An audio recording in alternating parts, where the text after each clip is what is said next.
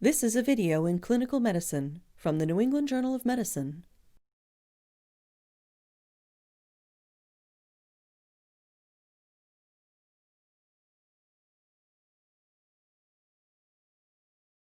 Personal protective equipment, or PPE, is used when there is a risk of exposure to infectious material.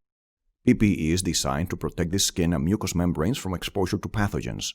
Given the threat of coronavirus disease 2019 or COVID-19, it is important to emphasize the use of proper precautions for infection control in healthcare settings. Severe acute respiratory syndrome coronavirus 2, or SARS-CoV-2, is the virus that causes COVID-19. The routes of SARS-CoV-2 transmission include direct contact, that is, contact with the respiratory droplets and aerosols from an affected person, and indirect contact, such as contact with contaminated surfaces or supplies. The best way for healthcare workers to prevent infection with SARS-CoV-2 is training and demonstrated competency in putting on and removing, also called donning and doffing, PPE.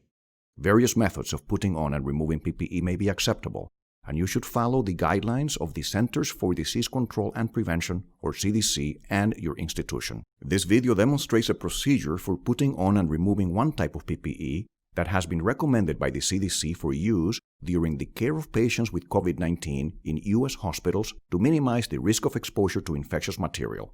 Healthcare settings with limited resources may have different recommendations and protocols for the use of PPE. Protection against exposure to SARS-CoV-2 includes standard and transmission-based precautions. The PPE used to prevent exposure includes gloves, a gown, a respirator with a rating of N95 or higher, and a full face shield or goggles. When respirators are not available, face masks are an acceptable alternative.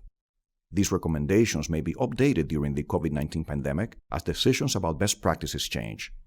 You will need a fluid-resistant gown or coveralls that should cover the body at least from the neck to the mid-calf, and medical gloves that extend to cover the wrists of the gown. Gowns with integrated thumb hooks may help to secure the sleeves under the gloves. If disposable N95 respirators are worn, they must be certified by the National Institute for Occupational Safety and Health, or NIOSH, and fit-tested by occupational health officials. The respirator should be used along with a full face shield that protects the face and neck. Alternatively, a NIOSH-certified powered air purifying respirator, or PAPR, can be used. Proper procedures should be followed for the decontamination of non-disposable parts of the PAPR between uses. Instructions on the use of a PAPR are not included in this video.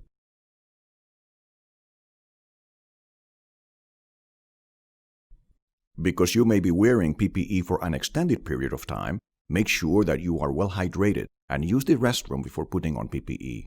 If you wear prescription eyeglasses, make sure that they are positioned securely on your face. Prescription eyeglasses do not suffice as eye protection.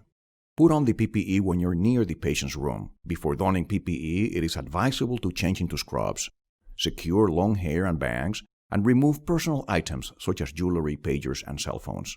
Before handling any PPE, wash your hands with soap and water, or clean your hands with an alcohol-based hand sanitizer.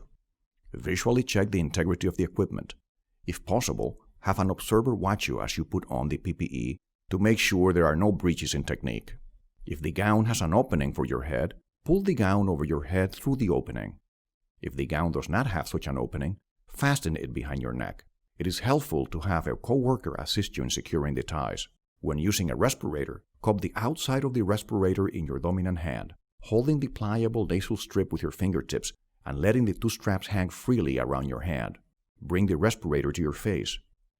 Secure the lower strap around the back of your neck and then secure the upper strap behind your head. Mold the pliable nasal strip around the bridge of your nose with both hands without tenting it. Do not pinch the nose piece with one hand. Check the seal of the respirator. Begin by covering the respirator with your hands and inhaling deeply and quickly several times. The respirator should collapse slightly against your face. Next, place your hands around the edges of the respirator and exhale to determine whether there are any air leaks. If the respirator fails to collapse, or if air leaks from the sides, remold the nasal strip and adjust the positioning of the respirator on your face. If you are still unable to obtain a complete seal, consider using a PAPR. If using a face mask, secure the ties on the crown of your head and the base of your neck. If the face mask has loops, hook them behind your ears. Put on the face shield, letting it rest on your forehead and securing the strap on the back of your head. If your hair is tied in a bun, make sure the strap is positioned in a manner that ensures that the strap will not slide up or down.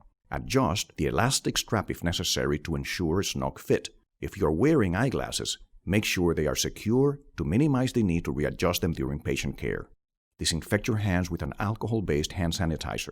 Put on the gloves and extend the cuffs over the sleeves of the gown. You are now ready to enter the patient's room.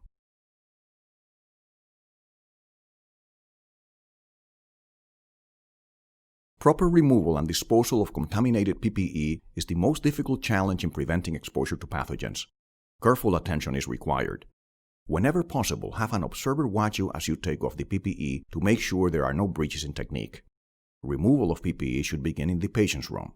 There is more than one technique for removing gloves. We describe the glove-in-glove technique.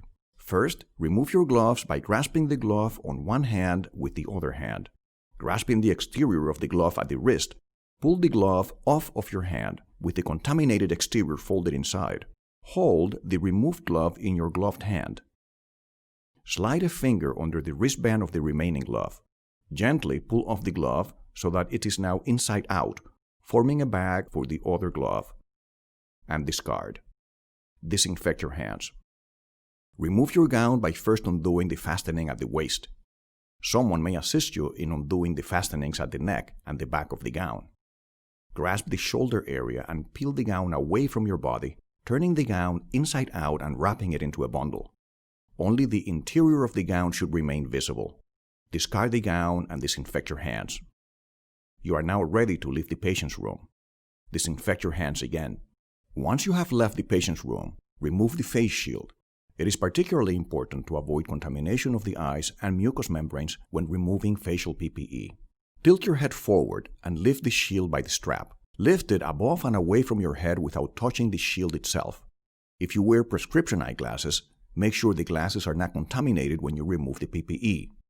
When using a non-disposable face shield, place it in the appropriate container for the contamination following the guidelines at your institution.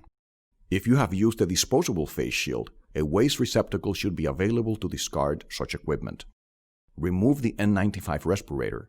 To minimize the possibility of contamination, avoid contact with the respirator itself, touching only the straps. Tilt your head forward.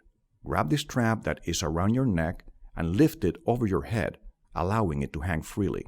Then bring the top strap over your head and use it to remove the respirator from your face. Discard the respirator or return it to a designated location for recycling following the guidelines at your institution. Disinfect your hands.